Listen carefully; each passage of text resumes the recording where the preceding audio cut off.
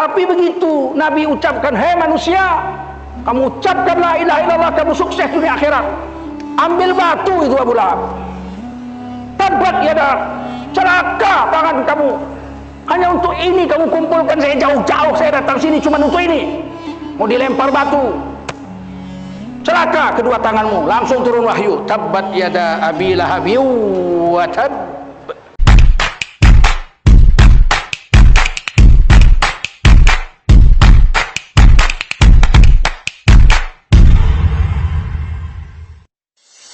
Banyak bicara yang haram, hati kotor.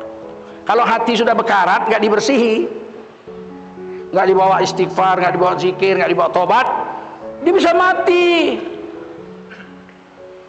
Kalau udah mati, nggak ada manfaat mata, nggak ada manfaat telinga lagi, nggak ada manfaat semuanya, nggak ada manfaat lagi. Khatamallahu ala qulubihim, dikunci mati hatinya. Wa ala sam'ihim, kuping nggak manfaat lagi, mati juga. Wa ala absarihim, mata nggak guna lagi. Risyawah, ada dinding, tidak bisa masuk hidayah lagi, tertutup. Walahum azabun azim, mereka akan mendapat azab yang pedih. Ini yang bilang Quran. Maka sering-sering ngaji ini supaya membersihkan hati. Percaya lagi hati ini, begitu kita berdiri, seluruh dosa kita diampuni oleh Allah Subhanahu wa taala.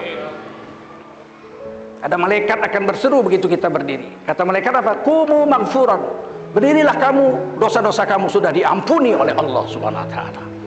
Ini pentingnya majelis ta'lim itu. Membersihkan hati, wa yuzakkihim. Sampai sini paham? Maka Rasulullah SAW selama 13 tahun itu kerja Nabi. Setelah 3 tahun baru dakwah terang-terangan. Baru dakwah terang-terangan. Turun ayat, ya ayyuhal muddatsir qum fa'anzir. Hei kamu yang berselimut tipis di siang hari, bangun. Bikin dakwah, beri peringatan sama manusia. Wasiyabaka fatahhir. Kalau mau dakwah, baju bersihkan. Bukan beli baju baru, enggak. Baju lama aja tapi bersih. Enggak boleh dakwah dekil-dekil, bau-bau, busuk-busuk. Disuruh dalam Quran. Maka Nabi dakwah terang-terangan. Dipanggillah semua orang Mekah, panggil semua, kumpul semua, termasuk Abu Lahab. Abu Lahab itu tidak tinggal di Mekah. Abu Lahab itu tinggalnya tidak di Ka'bah, maksudnya bukan di dekat Ka'bah. Dia tinggalnya di kampung sendiri, namanya kampung Abu Lahab. Kalau kita naik taksi ke arah Tanim, tengah-tengah antara Mekah Tanim, tengah-tengah itu ada satu kampung namanya kampung Abu Lahab. Di situ dia. Naik taksi aja sekitar 10-15 menit. Bagaimana naik onta? Tentu lama. Datang dia. Sampai di Mekah, Nabi khutbah. Wahai Bani Adi, wahai Bani Hashim, wahai Bani Abdul Manaf, dipanggil semua. Abdul Syam, semua Bani Quraisy dipanggil. Bagaimana kalau saya ceritakan kepada kamu di belakang gunung ini ada musuh yang akan membunuh kamu semua, menghancurkan kamu? Wah, kami percaya. Semua bilang itu, kami percaya. Karena Rasulullah ini al-amin, orang yang tidak pernah dusta, orang terpercaya. Kami percaya kalau ada musuh, kamu bilang pasti terjadi. Nah, barulah Nabi bilang, kalau begitu dengar oleh kamu. Ayuhan nas, qulu la ilaha illallah tuflihun. Wahai manusia, kau ucaplah la ilaha illallah, kamu akan sukses dunia akhirat. Wanjoritlah semua kecewa. Sampai Abu Lahab, paman Rasulullah tapi besan. Abu Lahab itu paman Nabi tapi besan. Dua anak Abu Lahab, Utbah dengan Utaibah, itu dikawinkan Nabi dengan anak kandung Nabi, Ruqayyah dengan Ummi Kulsum. Bayangin itu, saking cintanya Nabi dengan Abu Lahab, saking cintanya Abu Lahab dengan Nabi. Mereka berbesanan. Dua anak Nabi dinikahi oleh dua anak Abu Lahab. Tapi begitu Nabi ucapkan, hei manusia, kamu ucapkan la ilaha illallah, kamu sukses dunia akhirat. Ambil batu itu Abu Lahab. Tabat yada, celaka tangan kamu. Hanya untuk ini kamu kumpulkan saya jauh-jauh, saya datang sini cuma untuk ini. Mau dilempar batu. Celaka kedua tanganmu. Langsung turun wahyu. Tabat yada Abi Lahab wa tab. Yang celaka bukan tangan Nabi, tangan Abu Lahab, dua-duanya yang celaka. Ma aghna anhu maluhu wa ma kasab. Hartanya yang banyak sekampung, dia punya kampung sendiri, kampung Abu Lahab. Hartanya yang banyak, anaknya yang hebat semua, nggak ada manfaat apa-apa ya. Usahanya segala macam tuh tidak ada manfaat.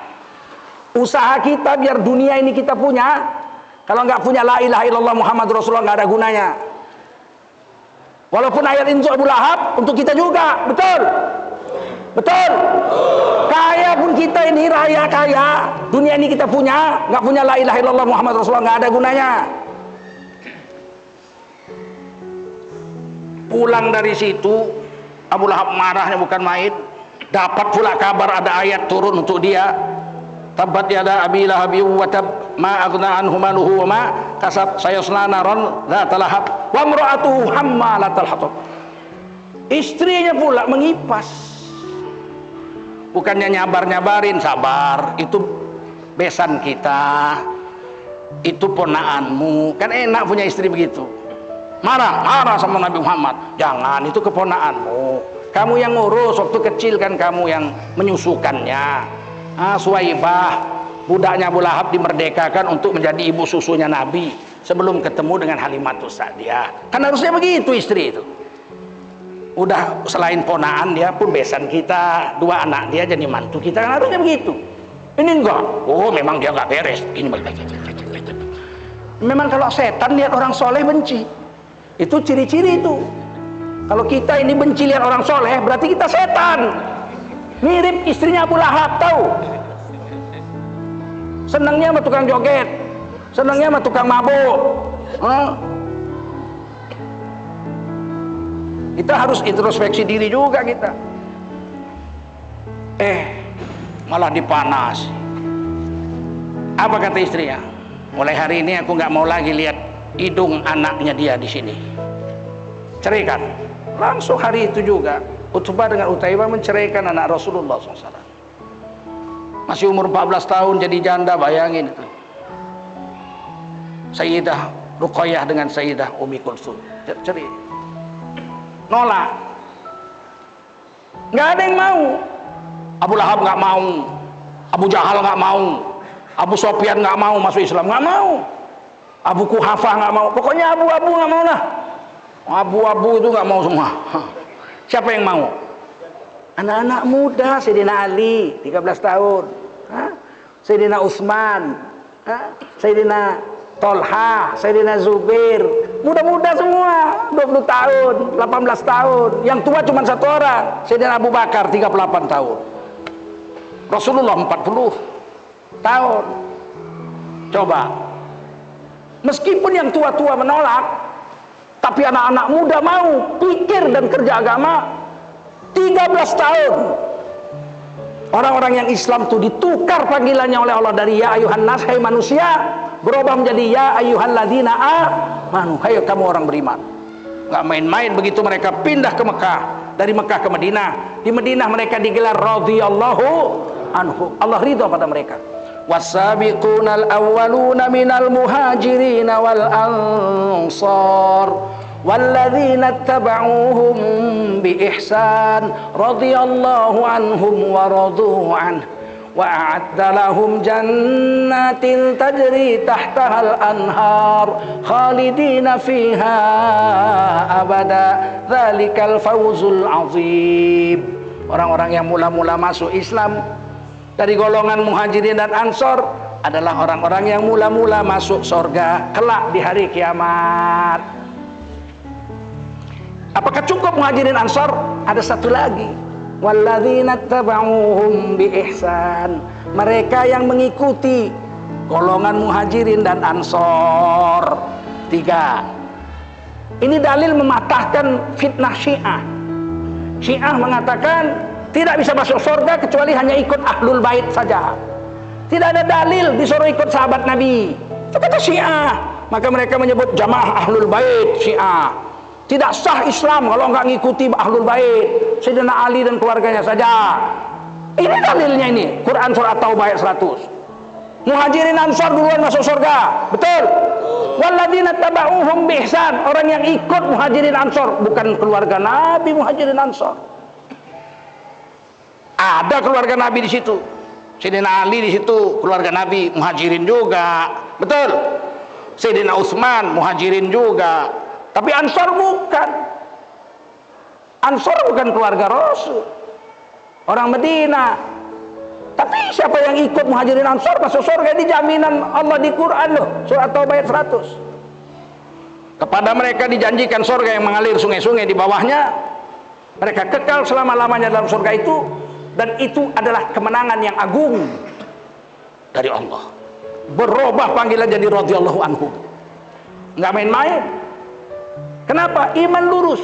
Mendengarkan pengajian dari Rasulullah sallallahu alaihi wasallam. Sama dengan kita sampai sekarang, sampai hari kiamat. Kalau kita rajin mendengarkan Quran, rajin dengar taklim, hati kita bersih. Kalau hati bersih, akal kita lurus memandang masalah. Lurus akal kita memandang masalah, ini hak, ini batil, ini benar, ini salah, bisa kelihatan. Dan kita nggak perlu dengan makhluk. Kenapa makhluk? Makhluk perlu sama Allah, betul? Kita nggak perlu sama makhluk kita. Kita perlu sama Allah, kita kerja sama Allah, membela kebenaran, mencegah kemungkaran, kerja saja sama Allah. Rezeki, wa ma min dabbatin fil ardi illa 'ala Allahi rizquha. Semua yang hidup di dunia rezeki sudah ditetapkan Allah.